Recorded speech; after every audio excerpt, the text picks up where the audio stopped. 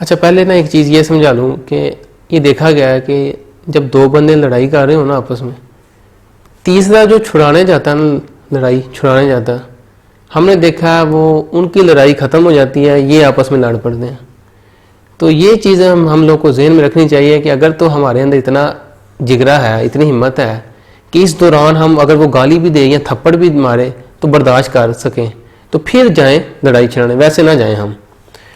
اچھا میں بات بتا رہا تھا کہ جو ہے حسد جو ہے نا، اس کے بارے میں آپ صلی اللہ علیہ وآلہ وسلم نے فرمایا کہ میری امت میں مجھے جو خوف ہے نا وہ یہ ہے کہ حسد ان میں پھیل جائے گا. حسد کا ڈر فرمایا میرے نبی نے. آج جو ہے ہر بندہ ایک دوسرے سے حسد کر رہا ہے، اور حسد اور رشک ہے اس میں فرق ہے. رشک یہ ہے کہ کسی کے پاس یہ چیز ہے، خوشی ہو انسان کو اور کہ یا اللہ یہ مجھے بھی دے. حسد یہ ہے اس کے پاس کیوں ہے یہ چیز، اور کہنا جی میرے پاس اس سے اچھی گاڑی ہو میں اس کو دکھاؤں، یعنی اس سے جیلس ہونا حسد. تو حسد اور رشک میں یہ فرق ہے. دوسری چیز جو ہے وہ یہ ہے کہ خوشیاں ہمیں بانٹنی چاہیے اور اللہ پاک کا ہر حال میں شکر ادا کرنا چاہیے جو اس نے ہمیں دیا ہے. بلکہ کہتے ہیں کہ دین میں دیکھو تم سے اوپر کون ہے، دنیا میں دیکھو تم سے نیچے کون ہے، پھر زندگی بہت اطمینان سے گزرے گی. اب خوشیوں کے بارے میں فرمایا کہ جو ہے ایک دفعہ جو ہے نا آپ صلی اللہ علیہ وآلہ وسلم نے فرمایا عائشہ سے کہ مانگو کیا مانگنا، تو آپ نے جو ہے فرمایا میں اپنے والد سے مشورہ کروں گی. حضرت ابوبکر صدیق رضی اللہ تعالیٰ عنہ کے پاس گئیں اور فرمایا کہ آپ صلی اللہ علیہ وآلہ وسلم یہ فرما رہے ہیں، تو کہ پوچھو مانگو کیا مانگنا ہے. تب آپ جو ہے حضرت ابوبکر صدیق رضی اللہ تعالیٰ عنہ آپ نے فرمایا کہ جا کے نبی پاک صلی اللہ علیہ وآلہ وسلم سے پوچھو کہ معراج کے موقع پر آپ اور اللہ کے درمیان جو گفتگو ہوئی وہ اس میں سے کوئی ایک بات بتا دے جو خاص گفتگو ہوئی. تو ان میں جب آقا کریم نے فرمایا عائشہ سے کہ وہ یہ تھی کہ جو کسی کو خوش کرے گا اللہ تعالیٰ اس کو جو ہے جنت میں جگہ عطا فرمائے گا. جب حضرت ابوبکر صدیق کو یہ بات بتائی انہوں نے تو حضرت ابوبکر صدیق رضی اللہ تعالیٰ عنہ سن کے رو پڑے.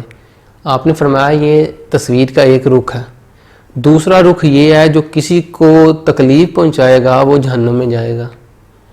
تو ہمیں جو ہے چاہیے خوشیاں بانٹیں، اچھی بات کریں، ایک دوسرے کے ساتھ اچھے طریقے سے پیش آئیں.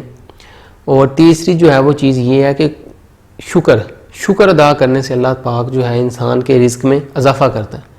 ایک روایت بڑی پیاری لکھی ہے، فرمایا کہ ایک جو ہے نا وہ یہ ہے کہ دو بندے تھے. ایک بندہ یہ تھا حضرت موسیٰ علیہ السلام جو ہے نا وہ بندے کو دیکھا کہ اس کے پاس رزق بہت زیادہ ہے، اور جو ہے اس بندے نے کہا کہ اے موسیٰ میری فریاد اللہ کو جا کے سنا دے، جا کے یہ کہنا کہ مجھے رزق اس نے بہت دے دیا، اب مجھے مزید جو ہے کسی چیز کی ضرورت نہیں ہے، اس نے مجھے بہت نوازا. آپ نے فرمایا میں تیرا پیغام دے دوں گا. دوسرا جو ہے گزرے تو ایک بندہ دیکھا جس نے اپنا جسم جو ہے وہ ریت کے اندر چھپایا ہوا ہے، اتنا کپڑا بھی نہیں ہے اس کے پاس، تو اس نے جسم جو ہے ریت میں چھپایا. اس نے جا کے کہا کہ اے موسیٰ اپنے اللہ کو کہیں کہ مجھے بھی کچھ دے دے، تو جو ہے میرے پاس تو کچھ بھی نہیں ہے. یعنی اس نے جو ہے ناشکری کی. جب آپ گئے تو آپ نے فرمایا کہ یا اللہ یہ دو بندے تیرے یہ بات کہہ رہے تھے. اللہ نے فرمایا جو کہتا ہے میرے پاس رزق بہت زیادہ ہے اسے کہہ کہ میری ناشکری کرنا شروع کر دے، اور جس کے پاس کچھ نہیں ہے اسے کہہ کہ میرا شکر ادا کرنا شروع کر دے. یوں آپ جب واپس آئے تو آپ نے آ کے کہا کہ جس کے پاس رزق بہت زیادہ تھا اسے فرمایا کہ اللہ پاک فرماتا ہے کہ تم میری ناشکری شروع کر دو. اس نے کہا جی یہ میں نہیں کر سکتا، میں تو ہر حال میں اس کا شکر ادا کروں گا. تو یوں ہوا کہ اللہ نے اس کا رزق پھر اور بڑھا دیا، کم نہیں ہوا. دوسرے پاس جب گئے اسے جا کے کہا کہ اللہ پاک فرماتا ہے کہ تم میرا شکر ادا کرو. وہ آگے سے کہنے لگا لو میں کس چیز پہ شکر ادا کروں، میرے پاس ہے کیا چیز. کہتے اتنے میں ہوا چلی تو ریت بھی اڑ گئی. تو اللہ پاک جو ہے وہ شکر ادا کرنے والے کو بہت دیتا ہے، جو اللہ پاک کا شکر ادا کرتا ہے اس کے مال میں اضافہ ہی ہوتا جاتا ہے. تو آج کا جو ہے وہ یہی بات کہنی تھی کہ شکر ادا کرنے سے اللہ پاک رزق جو ہے اس کو بڑھا دیتا ہے. اللہ پاک سے دعا ہے اگر اس دوران میری کوئی غلطی ہوئی ہو تو اسے اپنے محبوب کے صدقے معاف فرمائے. آمین. صدق اللہ العظیم.